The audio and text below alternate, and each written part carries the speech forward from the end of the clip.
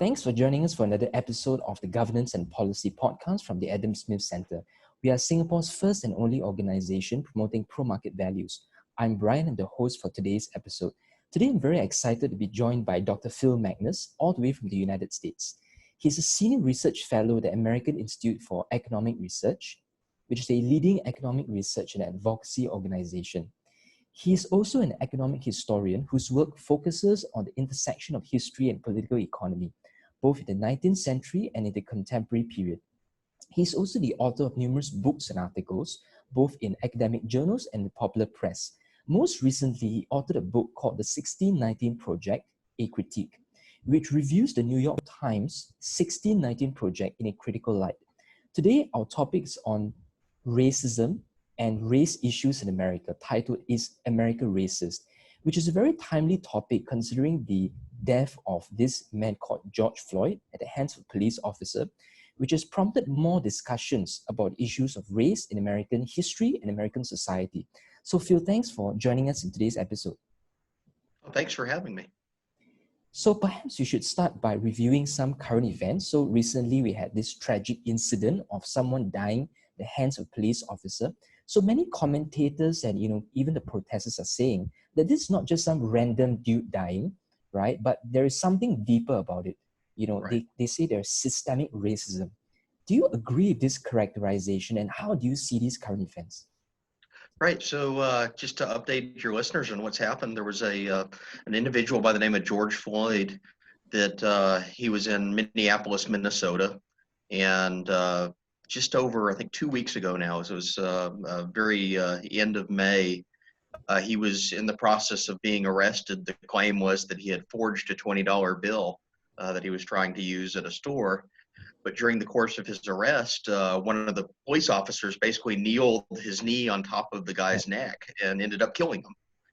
So it's a really horrific event. It's all caught on video in excruciating graphic detail. So it's heart-wrenching to watch this thing even play out.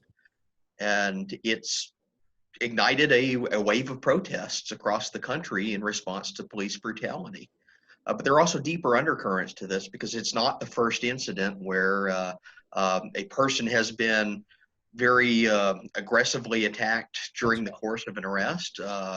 Several of these incidents have played out in the past few years or even decades, and they've disproportionately fallen on racial minorities, especially African Americans. One statistic I like to point out that relates this and contextualizes it is that Floyd's death followed basically 2 months of very heavy-handed lockdown enforcement in several cities across the United States. Connection, right? Yeah, absolutely. And even Floyd himself, he lost his job he worked at a bar in Minnesota and lost his job as one of the COVID layoffs. So there's some theory behind it that this whole situation was even precipitated by some of the effects of that. But we went back just a few weeks prior to Floyd being killed by these police officers. There was a statistic that was released in New York City where they found that over 80% of COVID-related arrests and social distancing violations that had been recorded were of African American or Hispanic residents of New York City. So this is a disproportionate enforcement mechanism that's been playing out for a while. And we even had just a few weeks prior to Floyd being just brutally attacked and killed by police officers, there were several viral videos circulating around of police tackling innocent bystanders that were seen in the vicinity of a social distance violation. There was another video of an African-American man being dragged off of a bus in Philadelphia for not wearing a mask, even though there was no law in effect that said you had to wear a mask. So it's a recurring theme that was going on in very pronounced ways over a period of months before the current incident. And then if you go back earlier than that, there were cases going back years in the United States. So Tamir Rice was a famous example. This is I think it was a 13 or 14-year-old boy that was playing with a BB gun in a park, and a police car drives up. The officers jump out and they basically shoot him. They shot him dead. All caught on video again. This was a few years ago, and it's one of many such incidents that have prompted quite a bit of scrutiny against police.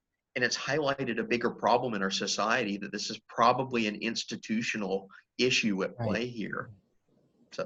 So, as an outsider looking at this issue, I'm thinking racism is not, unique to the United States.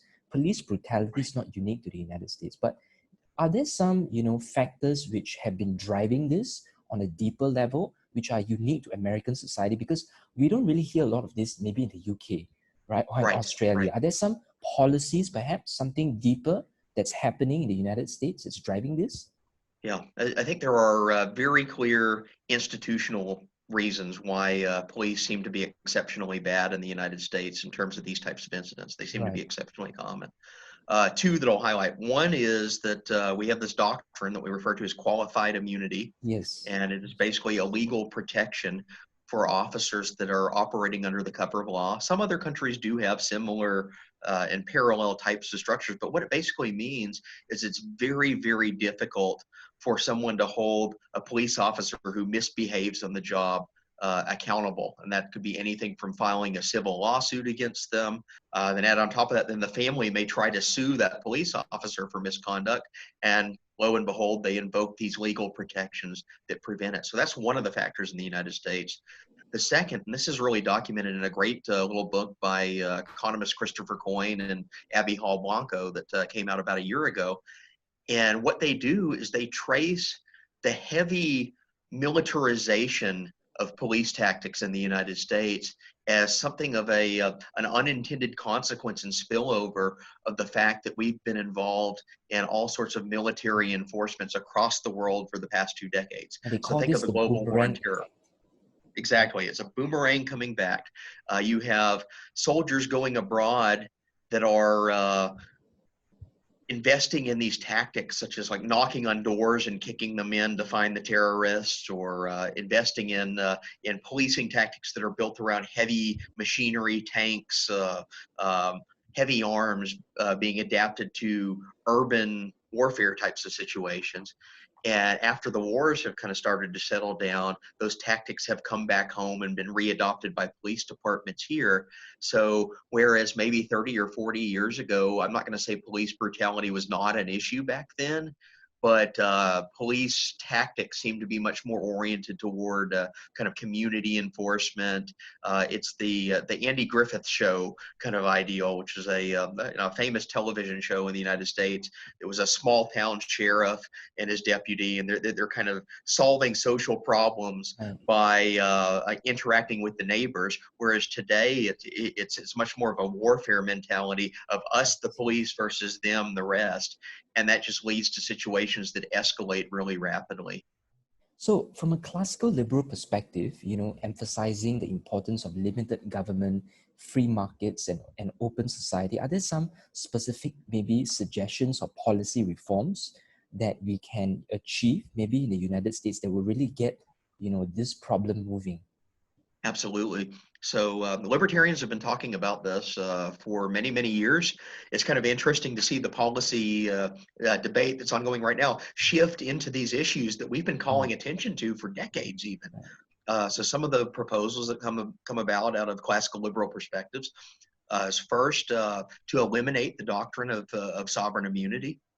Qualified immunity, to remove those types of protections for police and actually allow people that are harmed by police misconduct to seek legal recompensation. And maybe that could entail something like requiring police to carry individual insurance for their behavior. So as a condition of being hired by a department, say a police officer has to take out an insurance policy that will pay any victims if they engage in misconduct.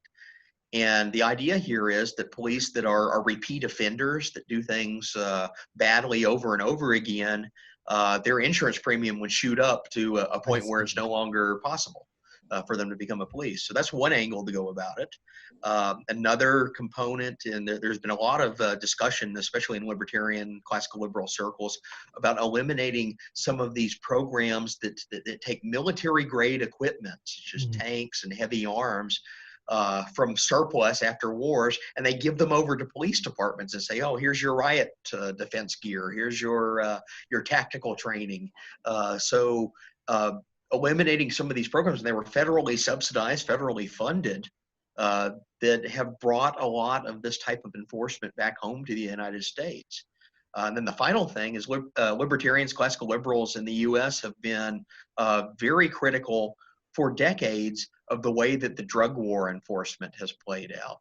And that seems to be a major factor in the number of police interactions with the public. So things like even minor drugs like marijuana that have been prosecuted with a very heavy hand for decades, although that's finally starting to change. But you find out that those types of laws are disproportionately targeting racial minorities. So the majority of people that go to prison under drug enforcement tend to be African American and Hispanic, whereas as white Americans get caught with marijuana, then it's often a fine and maybe a probationary period. If you're African American or you're Hispanic, that may mean going to jail for several months, if not years. So targeting that type of enforcement, eliminating that type of enforcement seems to be a way to alleviate these types of interactions that keep recurring over minor offenses that probably shouldn't even be criminal in some cases, but are somehow they keep leading to acts of brutality or even death. So, it's very interesting you mentioned that, classical liberals have been speaking about this for many years now. It seems that most people don't see that, right? They say that, Yeah. It's the left liberals, it's the progressives who are the ones who are championing diversity and equality between different races. And if you are classical liberal, you are talking about individualism, profits, free markets. Isn't that an inadequate theoretical framework to take into account issues of race? If let's say you are always emphasizing capitalism, isn't Yeah. that a system that may be leading to exploitation? And if it's an exploitative system, racism, discrimination, that's fair game, right? That's what Yeah. the left says. What's your response? So my response is that they don't know their history. They haven't studied history. If you go back to the 19th century, there are two great causes in the world for classical liberals. And this is from Adam Smith all the way through Richard Cobden, through John Stuart Mill, Frederick Bastiat, Alexis de Tocqueville, all of these major thinkers that we consider now the formation and foundation of classical liberal and especially laissez-faire economics. They're all abolitionists. They all are opposed to slavery, and they're some of the first vocal voices against the institution of slavery in the world. They're especially common in Great Britain, which is one of the early movers against slavery, at least that faction of British politics. Although there are pro-slavery people in British politics, but it's people like Adam Smith and then his heirs, Richard Cobden, that are fighting that battle to end slavery. And if you go back to the early 19th century when these debates are playing out, these thinkers paired in their minds the causes of freeing markets and freeing human beings. They were two pillars of the same philosophy, even to the point that many of your listeners have probably heard the term that economics is the dismal science. That's right. They refer to the dismal science of the economy. Well, the origins of that term, it came from a pro-slavery theorist writing in 1849 by the name of Thomas Carlyle. He dubbed economics the dismal science because it had wedded free market philosophy with abolitionism of slavery, and he thought that this horrific social science that he was denouncing had provided a pretext and justification for freeing the slaves, and this was going to unleash all sorts of havoc on society. So he's directly attacking people like Adam Smith when he made those comments, precisely because they were associated with anti-slavery and free markets. Well, this is a legacy that's almost entirely written out of the historical accounts on the left today that try to inject anti-capitalism into their arguments for racial justice. And I think it's a really unfortunate pattern that's played out, because you can look across the 20th century in the United States. Some of the first proponents of ending school desegregation. This is before 1954's Brown versus Board decision, which ends the segregation of African American and white students. Well, 6 years before that, there was a libertarian newspaper editorial writer in California by the name of R.C. Hoyles, who blasted the California school districts because they were separating Hispanic and white students and called for an immediate end to segregation. So you go back into this tradition. It's almost a forgotten history. Classical liberals are some of the leaders every time this type of a movement comes up. Another one during World War II, Franklin Delano Roosevelt, the great progressive president. What did he do? He sent Japanese Americans to internment camps across the country. He moved. These are like U.S. citizens that are of Japanese descent, but because they were associated with the enemy racially, they were put into basically prison camps for 4 years during the duration of the war. Really horrific relocations of hundreds of thousands of people. This is the great progressive president, FDR, and yet he's associated with racial justice. The only critics of Japanese internment at that time tended to be civil libertarians, and a lot of people that were on the free market side, including R.C. Hoyles, this newspaper editorialist, led the cause against FDR's Japanese internment program. So you've got an actual history here that's been neglected, shoved aside, in place of this political narrative that's come up on the left where they're claiming that they're the originators of racial justice. And I'm saying, no, they're actually the latecomers to this cause. This is something libertarians have been fighting for almost 200 years and doing so pretty consistently. This is a really interesting discussion because as we are discussing on history, you have been writing a book called the 1619 Project that refers to the New York Times 1619 Project, which examines the role of slavery in American history, right? So the people here, to my understanding, please correct me if I'm wrong, they have made very strong claims saying that actually it's 1619, not 1776. Right. That's the true founding of the United States, because that's when slavery was introduced, and you cannot understand American history and even American founding by divorcing it away from slavery. So if Right. that's really the case, that means that this Jeffersonian narrative of individual rights, freedom, everything that you're talking about is really just a sham. It's all Right. about slavery, right? So what's your response? Yeah, so the 1690 Project's interesting. I think it began with genuinely serious and concerned motives about the neglect of slavery in American history.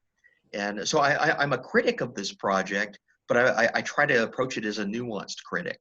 I think there is absolutely a case for re-examining the role of slavery as a source of injustice, both during the time that it lasted till 1865, and then the legacy of slavery from 1865 to today. So some of the stuff we were just talking about, like police brutality, emerges out of that. And that's a very valid criticism to make. That's a point that deserves more attention. Where I think the 1619 Project goes wrong is it really refocuses American history solely on this problem. And it kind of, in doing so, it shuts out the critics of slavery. It shuts out all the people from the earliest stages of the abolition movement all the way up to people like Martin Luther King, who barely makes any appearance whatsoever in the 1619 Project. There's a constructive narrative of people that fought against this type of injustice, and that's as much a part of the American founding as anything else. You had American founders that were abolitionists themselves. So Benjamin Franklin is one of the clear examples.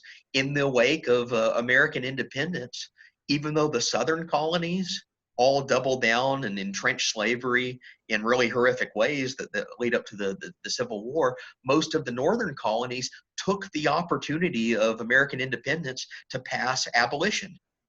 So within the course of about 10 years of the American Revolution, 1776, so by 1786, almost all of the northern states had individually abolished slavery, and the only way they were able to do that is because they were now independent and free of the crown. They no longer had to seek approval from Great Britain to enact some of these institutions. Others did it even by their court system ruled slavery was illegal and unconstitutional in the states.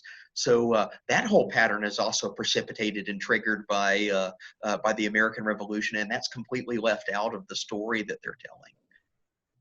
And what is your view of the American Civil War, which many people say that's that was the end of slavery. It was, Abraham Lincoln was the great Yeah. emancipator. So, how do you see that, playing out as compared to maybe the end of slavery in other European countries, which I think happened much earlier? Right, right. So yeah, just for context, the United States is a relative latecomer to abolishing slavery, at least of the major nations that had slave institutions. The one that comes after us, Brazil, doesn't take place until the 1880s, so it lingers on beyond. But Great Britain, for example, abolished slavery in the early 1830s, so they're ahead of the United States by about 35 years, give or take.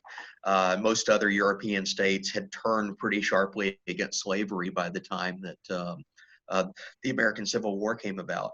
And there are institutional reasons for that. There are nuances of our own history of why that played out. A big part of it is just the constitutional design. The founders kind of punted on the issue. They shoved it aside to a later generation to solve, even though many of them were anti-slavery, although some of them were pro-slavery. So they couldn't resolve it back in 1789 when they set up our government, and it just kind of kicked the can down the road. So what happens? There's a massive conflict that emerges in 1861, and it's over the election of Abraham Lincoln as president. Lincoln is not an abolitionist; he is an anti-slavery moderate. So very different distinctions that play out in politics. If he had run as an abolitionist, he probably would not have been elected. There just wasn't enough political support behind it. But what he did run as was an anti-slavery moderate who wanted to accept the institution for the time being where it existed, but put it on the path to eventual kind of weaning away of American society. And he had all sorts of strategies for doing this. He thought that maybe we could buy out the slave owners of their slaves over the course of several decades. He thought we could curtail slavery's expanse into the Western territories. He thought that we could colonize the former slaves abroad, which is a big part of his platform that's not discussed as much. The course of the Civil War, of course, famously enables a military measure to be taken to where he can strike against slavery, the Emancipation Proclamation. But this is done as a warfare measure, not as like a legislative policy. It's only ratified and put into the Constitution 2 years later. But the exigencies of the war, just strangely, and just this weird quirk of history, expedite the process by which slavery ends, and does so very, very rapidly. Was it Lincoln's design and intention when he took office? No. Did he boldly act when the opportunity availed itself to him? Absolutely. And we can credit him on that. Now, the flip side of the Civil War, and this is always a tough area for libertarians, is it is a horrendously deadly conflict. It's the estimates are 600 to 700,000 people lose their lives directly as casualties of the war. Maybe another 100,000 in civilian casualties that are displaced. So England, for example, ends slavery relatively peacefully. There are a few isolated slave revolts that precipitate what happened. But it's not something that requires a major war to end. So we have to juxtapose what's going on in the United States, that unique circumstance, with this really tragic event of the Civil War. And I think that requires just historical nuance. It's not something that we're looking for heroes and villains in. It's something we're looking to try to understand why it unfolded this way and what are the legacies of that. And, just to end off our conversation, your research is really in the intersection between political economy and history. So just now we discussed about how capitalism, isn't the enemy of people. It's not the originator of slavery, and so what are some books that you recommend to our listeners to really understand the intersection of these two fields and to really understand about the merits of market institutions in liberating human beings, both in history and even today? What are some recommendations for follow-up? Yeah. So in addition to my own book, which is the 1619 Project at We'll Critique, post it. which Yeah. contains where I kind of lay out the case of why capitalism and anti-slavery were aligned historically. I also urge people to look into Deirdre McCloskey's trilogy. It's referred to as the Bourgeois trilogy, and it's basically a history of the Industrial Revolution, how it played out across the world, and what are the intellectual factors behind that. It's a very deep work. It's thousands of pages in when you go across the 3 volumes, but it's written in a very readable style, and I think she makes a very persuasive case that that capitalism, or even she doesn't even like the term capitalism, if we want to call it free markets or classical liberalism. Uh, Market liberalism are liberating factors that have broken humanity away from millennia of just drudgery and poverty, and actually enabled us to better our lives. And even the least well off, even those that were marginalized and continue to be marginalized by society, are offered an out from that oppression through market mechanisms. Dr. Phil Magness, thank you very much for your time in this episode. Absolutely. Thanks for having me.